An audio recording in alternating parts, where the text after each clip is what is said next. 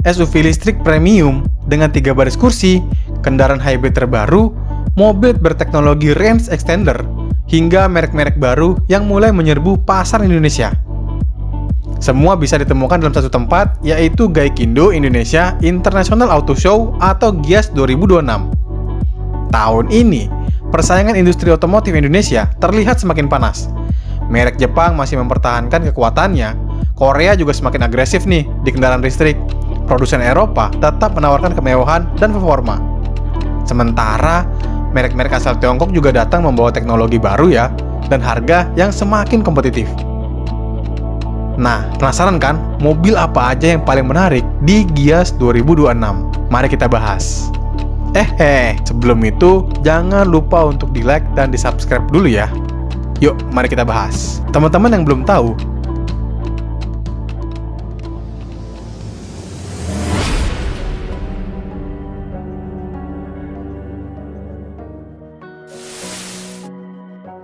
nah, berikutnya ada Toyota dengan sejumlah kendaraan yang mewakili pendekatan multi-pathway.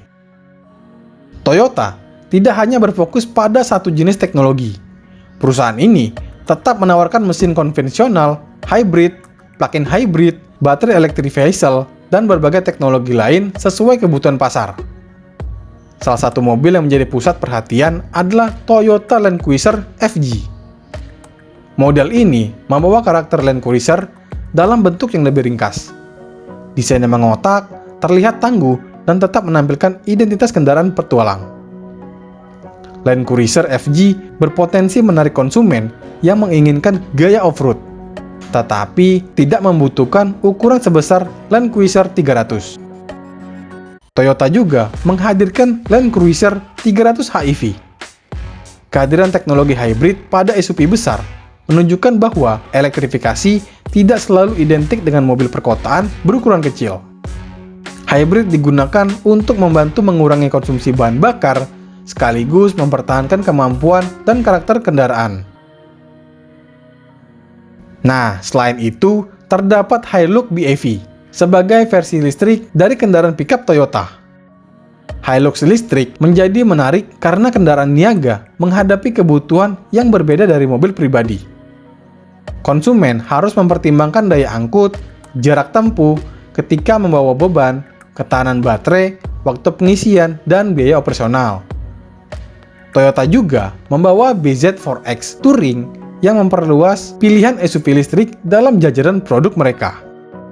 Keseluruhan produk tersebut menunjukkan ya bahwa Toyota itu juga belum memilih satu jalur elektrifikasi saja. Strateginya adalah menyediakan beberapa teknologi agar konsumen dapat menyesuaikan pilihan dengan kondisi perjalanan, akses terhadap pengisian daya, dan kemampuan finansial. Nah, berikutnya ada Mazda.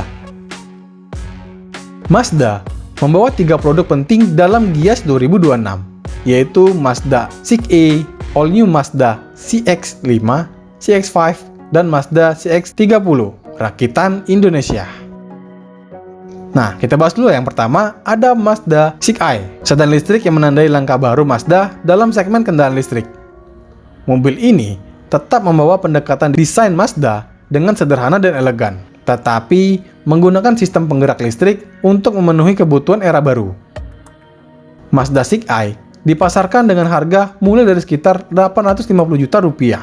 Tantangan Mazda adalah mempertahankan karakter Jinba Itai atau hubungan antara pengemudi dan kendaraan ketika mobil tidak lagi menggunakan mesin dan transmisi konvensional.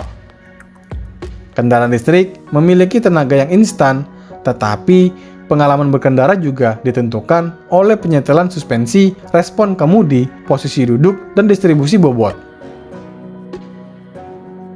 Berikutnya, ada All New Mazda CX-5, generasi terbaru dari salah satu SUV terpenting Mazda.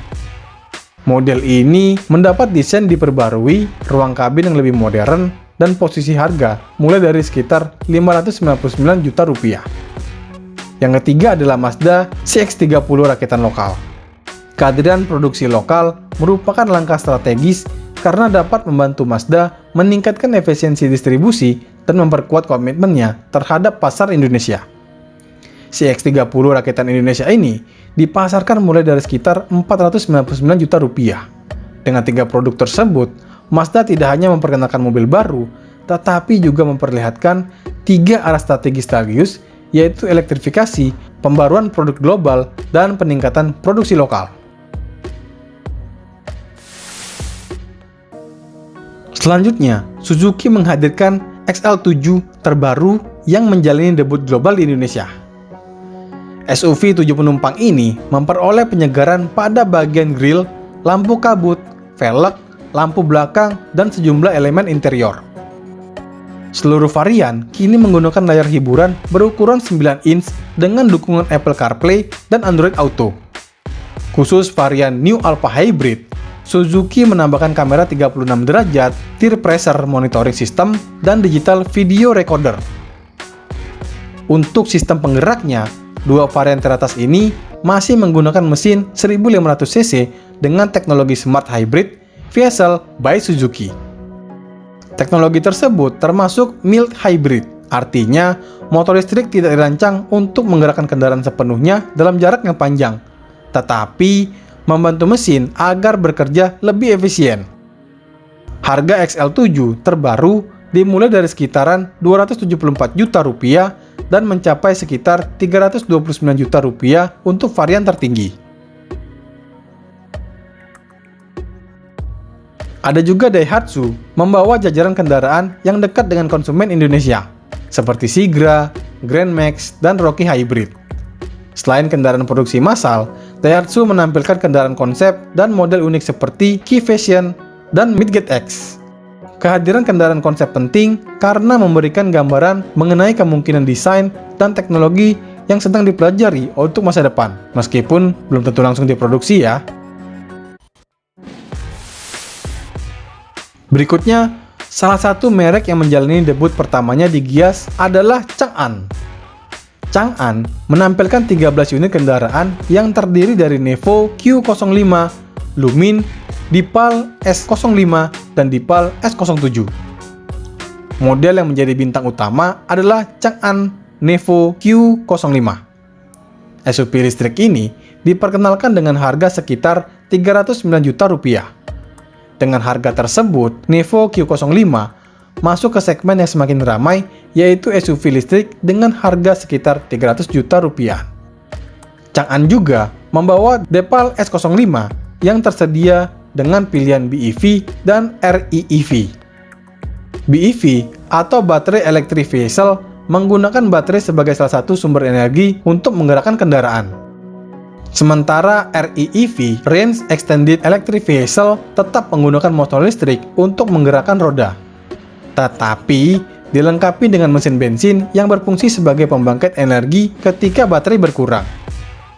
Konsep REEV ini menawarkan karakter berkendara seperti mobil listrik, tetapi mengurangi kekhawatiran mengenai keterbatasan jarak tempuh. Nah, selain itu, terdapat Deepal S07 Prime sebagai varian yang lebih bertenaga. Mobil ini menggunakan penggerak roda belakang, mobil listrik berdaya maksimum 190 kW dan torsi 320 Nm. Baterainya berkapasitas 68,8 kW per jam dengan klaim jarak tempuh hingga 485 km berdasarkan standar NEDC.